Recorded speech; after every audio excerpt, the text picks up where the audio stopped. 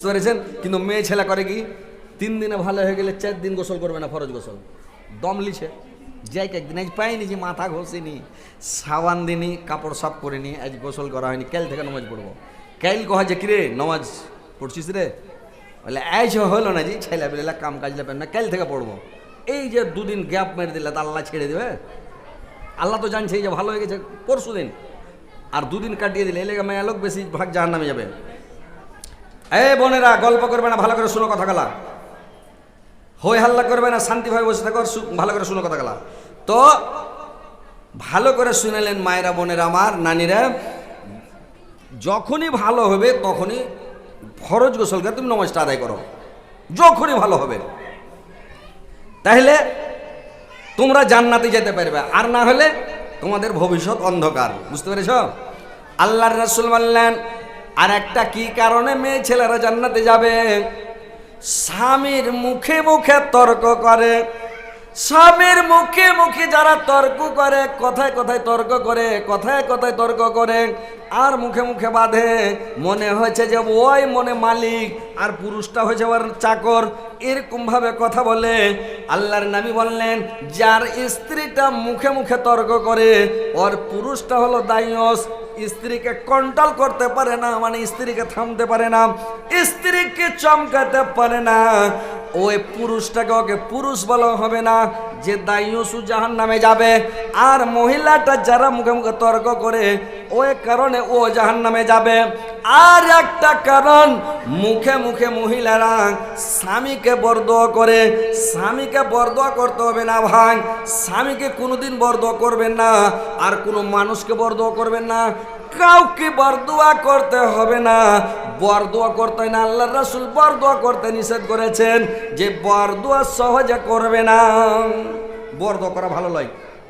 একটা লোক নবীর জামানায় কি করেছে জানেন, বাতাস বইছে হাওয়া, তো বাতাস বইছে, তো আগা যুগে পচ্ছা বাতাস দেখেছেন, যারা বয়স্ক লোক বুড়া লোক ওরা দেখেছে, চ্যাংড়া লোক কিন্তু দেখেনি ভাই, যারা বয়স্ক বুড়া লোক ওরা দেখেছে কিরকম পচ্ছা ঝাউটাকে বইত নাকি, সিনা ফুলে হ্যাঁকড়া পশ্চিম দিকে হাঁটতে হয়তো কি, চ্যাংড়া পেলে বলতে পারবে না, চ্যাংড়া বয়সের লোকেরা দেখেনি, আমরা যখন ছোট ছিলাম তখন দেখেছি ঠেলা হাঁটতে হয়তো হ্যাঁকড়া হইয়া, রাস্তাতে বালু ধুলা থাকতো না, ঝড় বইয়া পচ্ছা ঝাউটা বইয়া ঠকঠক করে দিত, আর ওই রোদে সব গহম ঠাঠাইতো নাকি, সাড়ার মেশার কিচ্ছু ছিল না, তখন ওই চৈত মাসে গহম ঠাঠাইতে হইতো, আর ওই ঝাউইটা বইয়া বইয়া সরানের বালু, রাস্তার বালু সব শেষ, ঠকঠকে রোড হয়ে যেত, বুঝতে পারলেন, আর পশ্চিম দিক করে হাঁটা যেত না, হ্যাঁকড়া হাঁটতে হতো, সিনা ফুলিয়ায় এত ঝড়। তো ওই লোকটা সাহাবিটা হেঁটে যাচ্ছে, আর ওর পাঞ্জাবি সার সার করে উঠছে, তো উঠবেই তো, ঝড় বইলে উঠবে না, তো বাতাসকে বরদোয়া দিছে, বাতাসকে বরদোয়া দিয়ে দিয়েছে। এবার অন্য সাহাবি যে আল্লাহ রাসূলের কাছে দরখাস্ত করে দিলেন যে হুজুর ওই উমুক আপনার উমুক সাহাবি বাতাসকে বরদোয়া করেছে। আল্লাহ রাসূল জিজ্ঞাসা করলেন শোনো কি তুমি বাতাসকে বরদোয়া করেছো? বললে জি করেছি। পাঞ্জাবি উড়ে চলে সার সার করে, কেউ ম্যাঘকে গেল দেয় না, ম্যাঘে ধান ভিজালো তখন গেল দিতে লাগলো, ঝড় আর ঘর ভেঙে গেল তখন ঝড়কে গেল দিতে লাগলো, উল্টা পাল্টা কথা বলতে লাগলো। তো এগুলা বরদোয়া করতে হয় না, এগুলো আল্লাহর অর্ডারে বাতাস বহে, আল্লাহর অর্ডারে ঝড় বহে, আল্লাহর অর্ডারে পানি হয়, আল্লাহর অর্ডারে ভিজে, আল্লাহর অর্ডারে আপনার ধান শুকাবে, বুঝতে পারছেন, গ্যাল দিতে হবে না। তো লোকটা যখন গ্যাল দিলে, তো আল্লাহ রাসূল বলেন তুমি গ্যাল কিনে দিলে, গ্যাল দিতে হয় না, আর বরদোয়া দিতে হয় না। বরদোয়া যদি কাহাকে দিয়ে দেন, ওই বরদোয়াটা সারাদিন আপনার ঘুরবে, সারাদিন ঘুরবে ঘুরবে ঘুরবে, অরিজিনাল বরদোয়া হলে লাগবে, আর অরিজিনাল বরদোয়া না হলে সাঁঝের বেলা তোমার ঘাড়ে যা বুঝতে পারবে। যে কোনো বরদোয়া, যাকে বরদোয়া দেন, মেয়ে ছেলে বরদোয়া, তোর মুখে আঁচা হবে, পোকা হবে, তোর চোখে চোখ কানা হবে, তুই দেখতে পাবি না, গু হেঁচড়া খাবি, তোর এরকম হবে, হাত কাঁপবে, তোর গুহে হাত পড়বে, এরকম করে মানে অযথা বরদোয়া মেয়ে ছেলেরা বলে না, ঝগড়া লাগলে কা গ্যাল দিলে তখন শুরু করে দেবে। তো এইগুলা বরদোয়া করতে হয় না। মা খালারা নানিরা তোমরা ভালো করে শোনো, বরদোয়া দেওয়াটা নিষেধ, আল্লাহ রাসূল নিষেধ করেছেন, বরদোয়া দিতে হয় না। তো এইবার ওই সাহাবীটা যখন বরদোয়া দিল, আল্লাহ রাসূল বললেন বরদোয়া দিতে হয় না, বরদোয়া তোমার ঘাড়ে বসে যাবে, ওই আযাবটা তোমাকে টাইনা মরতে হবে, তো ওই লেখা বরদোয়া দিতে হয় না। তো তোমাদেরকে ওই নামাজটা পড়তে হবে, 5 ওয়াক্ত সালাত আদায় করতে হবে। তারপরে কি করতে হবে, 2 নম্বর কাজ হলো যে রমজান মাসে রোজা রাখতে হবে ভালো করে, আর রমজানের রোজা রাখতে হবে আর নিজের ইজ্জত আবরুর হেফাজত করতে হবে। আর কি করতে হবে? এই স্বামীর সেবা মন দিয়ে করতে হবে। এই কাজটি যদি করেন তাহলে এই 4টা কাজ করলে মেয়ে ছেলের জন্য আল্লাহ 8টা জান্নাতের গেট খুলে দিবেন। যেটা গেট দেয় ইচ্ছা জান্নাতে চলে যাবে। তো মা বোনেরা তোমরা এই 4টা কাজ মন দিয়ে করবে। এবার কথাগুলো শোনো যে তোমাদেরকে কেমন মহিলা হতে হবে, কি মহিলা হতে হবে, কি কাজ করতে হবে, তাহলে জান্নাতে যাবে। ভালো করে মন দিয়ে শুনেন, তাহলে বুঝতে পারবেন। তো যাই হোক, বলছি যে যখন হাজরাতে আইয়ুব আলাইহিস সালামকে যখন অসুখ হয়ে গেল, বেমারি হয়ে গেল, লম্বা চওড়া ঘটনা আছে, আমি সংক্ষিপ্ত বলছি। যে যখন ওকে বেমারি শুরু হয়ে গেল, সারা শরীরে ঘা হয়ে গেল, অসুখ হয়ে গেল, পচতে লাগলো, পোকা হয়ে গেল, দুর্গন্ধে গ্রামে কেউ থাকতে পারে না, পাড়া প্রতিবেশী থাকতে পারে না, ওর চাকর নাকর কিরসেন সব পালিয়ে গেল, বাকি স্ত্রী গালা যা ছিল সবাই পালিয়ে গেল। গ্রামের লোক বিবি রহিমাকে আর আইয়ুব আলাইহিস সালামকে গ্রাম থেকে বের করে দিল। এরা অন্য গ্রামে চলে গেল, অন্য গ্রামের লোক দিল না, এই গ্রামে গেল, ওই গ্রামে গেল, কোনো জায়গায় আশ্রয় না পেয়ে জঙ্গলের মধ্যে একটা খুব তালকুপড়ি তৈরি করে, চাল তৈরি করে ওখানে থাকতে লাগলো দুজন। আইয়ুব আলাইহিস সালাম একদিন তার বিবিকে রহিমাকে ডেকে বলল, এরে রহিমা, আমার সমস্ত স্ত্রী গেল আমাকে ছেড়ে চলে গেল, তোমার যদি ইচ্ছা হয় না রহিমা, তুমিও চলে যেতে পারো, এতে আমার কোনো বাধা নাই, কোনো আমার দাবি নাই। আমার 3জন স্ত্রী চলে গেল, তুমিও চলে যেতে পারো, এতে আমার কোনো দাবি নাই। বিবি রহিমা কি বলল? ভাই শুনেন, বোনেরা আমার, নানীরা ভালো করে শুনেন, কি কথা, কত সুন্দর কথা বললেন। বিবি রহিমা বলল, স্বামীগণ, আল্লাহ পাক আমাকে তৈরি করেছে, নারী জাতিকে তৈরি করেছে কিসের জন্য? আল্লাহ পাক নারী জাতিকে তৈরি করেছেন মানে পুরুষ জাতির জন্য, পুরুষের জন্য নারীকে তৈরি করেছেন আল্লাহ পাক। আর পুরুষের সুখের জন্য, শান্তির জন্য আল্লাহ পাক নারী জাতিকে তৈরি করেছেন। তো আমাদেরকে আল্লাহ পাক যে তৈরি করেছেন পুরুষের সুখের জন্য, আপনার সঙ্গে আমি সুখ ভোগ করেছি, শান্তি ভোগ করেছি, আরাম ভোগ করেছি, আপনার সঙ্গে আমি কত আনন্দ ভোগ করেছি, আপনার আমি সুখের বন্ধু ছিলাম, আজকে আপনার আমি দুঃখেরও বন্ধু থাকব, আপনাকে ছেড়ে আমি কোথাও যাব না স্বামী গো।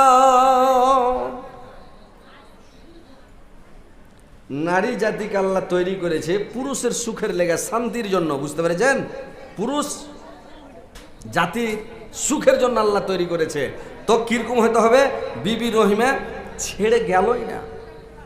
যে স্বামীর সেবা করে, এত দুর্গন্ধ, এত দুর্গন্ধ যে কেউ কাছে ভিড়তে পারে না। আর বিবি রহিমা করে কি বাড়ি বাড়ি কাজ করে, লোকের বাড়িতে ঢিকি পাড়ে, জাতা পাড়ে, পিছা দেয়, বাহিনা দেয়, কাম করে দেয়, থালি বাসন মেজা দেয়, লেপে দেয়, পুছা দেয়, বাহিনা দেয়, আর কিছু করে, আর কিছু করে, অনেক কাজ করে যা মজুরি পায়, যা কিছু দেয় নিয়ে এসে স্বামীকে খেলায়, চেয়ে আয় না খেলে খাবে না। তো কত ভালো মহিলা যে স্বামীকে ছেড়ে গেল না, স্বামীর কাছেই থাকলো, বলছে আমি স্বামীর সাথেই থাকবো, স্বামীর কাছেই থাকবো, আমি স্বামীকে ছেড়ে যাব না, স্বামীর কাছে থেকে গেল। দেখেন ভাইরা আমার, বোনেরা আমার, মা খালা নানীরা ভালো করে শুনলেন। বিবি রহিমার মতো হতে হবে, স্বামীকে ভালোবাসতে হবে, স্বামী ভক্ত হতে হবে, স্বামী প্রাণ হতে হবে, স্বামীকে এত ভালোবাসতে হবে, স্বামীর সেবা করতে হবে, স্বামীকে খুশি করতে হবে, সন্তুষ্ট করতে হবে।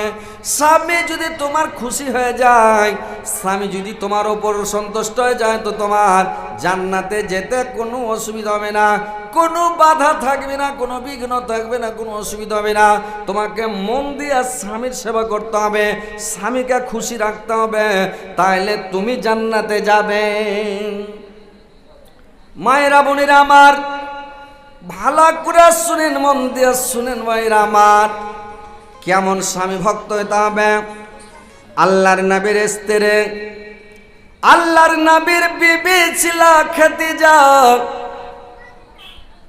আল্লাহর রাসূলকে কত ভালোবাসতেন, আল্লাহর নবীকে কত ভালোবাসতেন। আল্লাহর নবীর বিবি আয়েশা আল্লাহর নবীকে কত ভালোবাসতেন, যে আয়েশা আল্লাহর রাসূলকে কত ভালোবাসতেন, স্বামীকে কত ভালোবাসতেন। একদিন আয়েশা আল্লাহর নবীকে নিয়ে গেলেন গোসল করার জন্য। একটা তক্তার উপরে আল্লাহর নবীকে উঠিয়ে দিলেন। আল্লাহর নবী একটা তক্তার উপরে উঠে বসলেন রে ভাই। আর বসে যখন গোসল করতে গেলেন, আয়েশা ওর মাথায় পানি ঢালছে, আল্লাহর রাসূলের মাথাতে পানি ঢালছে। আল্লাহর রাসূল গোসল করছেন, আর দেখছে কি পানিটা যে বয়ে যাচ্ছে, তো পানিটা বয়ে যাচ্ছে তো লাল হয়ে বয়ে যাচ্ছে রে ভাই। পানিটা যখন লাল হয়ে বয়ে যাচ্ছে, আল্লাহর রাসূল জিজ্ঞাসা করলেন আয়েশাকে, আয়েশা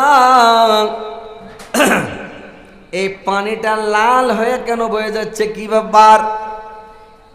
আয়েশা বললেন, নবী গো, যখন আপনি তক্তার উপরে উঠেছিলেন, যখন আপনি এই তক্তার উপরে সওয়ার হয়েছিলেন স্বামী গো, আমার পায়ের কুড়া আঙ্গুলটা তক্তার নিচে চাপা পড়ে গেছে। আমার কুড়া আঙ্গুলটা থেতলা ডাল হয়ে গেছে। আমার আঙ্গুলটা থেতলা আঙ্গুল দিয়ে রক্ত বের হয়ে যাচ্ছে স্বামী গো, ওই রক্তটাই লাল হয়ে যাচ্ছে। আল্লাহর রাসূল চট করে নেমে গেলেন। আর আল্লাহর রাসূল চট করে নেমে যায়, আল্লাহর নবী চট করে নেমে গেলেন। আর নেমে যায় তখন করলেন কে? আল্লাহর নবী চট করে নেমে গেলেন। আর নেমে যায় আল্লাহর রাসূল করলেন কি, চট করে যখন নেমে গেলেন, নেমে যে আয়েশার আঙুলটা বললে, আয়েশা দেখি তোমার আঙুল, তুমি একটু কেন করলে না, করলে না, একটু তুমি ব্যথা অনুভব করলে না, কি ব্যাপার আয়েশা, তুমি কেন একটু কোনো মানে কিছু করবিস করলে না? আয়েশা বললেন, শুনেন স্বামী গো, আমার একটা আঙ্গুল তক্তার নিচে চাপা পড়ে মানে ডাইল হয়েছে, থেতেলেছে, এই কারণে যে আমি উহা করব, আমি কটবিস করব। আমার যদি পায়ের 10টা আঙ্গুল চেপে যদি ডাইল হয়ে যেত, 10টা আঙ্গুল যদি কুচলে যেত, থেতলে যেত, কাটা হয়ে যেত, তবু আমি একবার উসাস করতাম না, উহা করতাম না, আমি কটবিস করতাম না, আপনাকে কষ্ট দিতাম না। ভাইরা আমার, বন্ধুরে আমার, মা খালা নানিরা শুনেলেন স্বামীকে কত ভালোবাসে, স্বামীর ওপরে কত ময়া কত মমতা, যে স্বামীর ওপরে এত ময়া এত মমতা, যে স্বামীকে মানে কষ্ট দিবে না। এখনকার মেয়ে ছেলে হইলে একটু যদি ওর পায়ের উপরে পা পড়ে যায়, তো এমন জোরে ঢাক্কা মারবে, 3 পাল্টিক দিবে, মুখ পুড়ার বেটা, তোর কপালে চোখ নাই ঢেলাবার হয়ে গেছে, তুই আর পাখান খুঁজে দিলি, কইবে না? কি জি ভাই, বরদাস্ত করবে?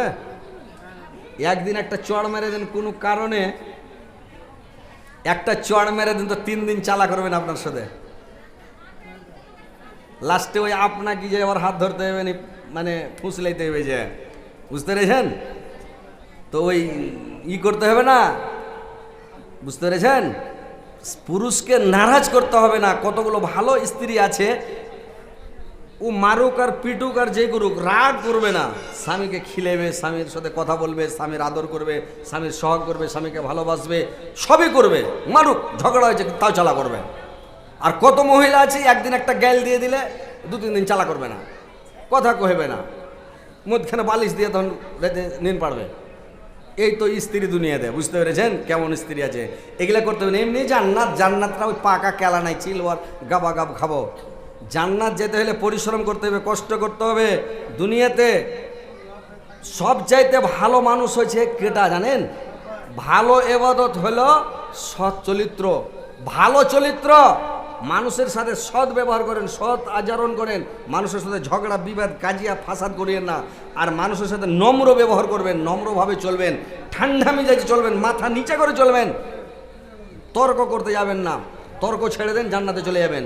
ওই আল্লাহ রাসূল বলছিলেন যে হারাম খাও, জান্নাতে চলে যাও। সাহাবী বলছেন হারাম খাও, জান্নাতে যাও, এটা কেমন কথা হুজুর? বললে হারাম মানে হলো রাগ, হলো হারাম। মানুষের রাগটা হচ্ছে হারাম।